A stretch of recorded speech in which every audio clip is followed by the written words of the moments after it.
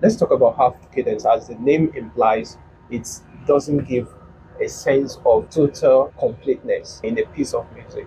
It gives a sense of incompleteness, a sense of partial completion of the music, right? So it can be likened to using comma in a sentence.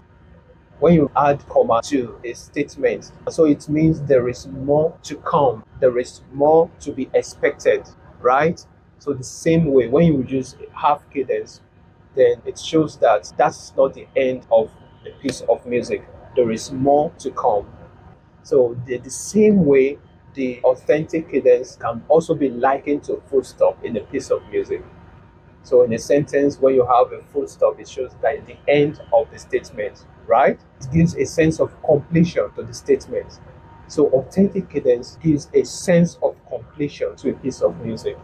That's basically the difference between the authentic cadence and the half cadence. All right, now let's talk about some examples of the half cadence. The first one, we are on the scale of D major. So the soprano goes this way, alto this way, tenor this way. So it sounds this way. Okay, so again, half cadence usually progress from 1 to 5. It's just like the opposite of the authentic cadence, which progresses from 5 to 1. But in this case, half cadence progresses from 1 to 5. All right, so half cadence could also be 2 to 5, right? Half cadence could also be 6 down to 5. But in these examples before us, we have half cadence as 1 to 5, right? So let's see how it sounds. So it sounds this way, chord 1, then 5. All right. So let's go to the second one. So we have another example, but in this case, it's a minor scale, right? It has the minor tonality. Let's see what happened here. So regardless, it's still a half cadence, right? So we have the first part of the soprano this way, the alto this way, tenor this way. So it goes this way, right?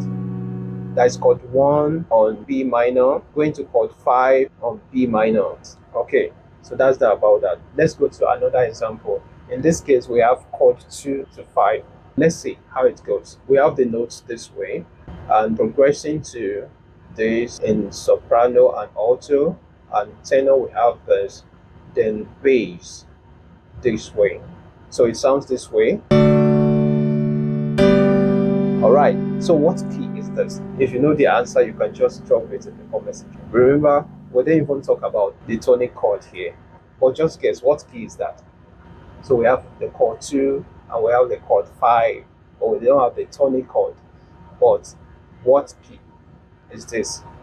Sounding 2, then 5. What key is that? If you know the answer, drop it in the comment section. Now let's continue. The next one is the plagar cadence. The plagar cadence, like I said previously, the plagar cadence is also called the amen cadence.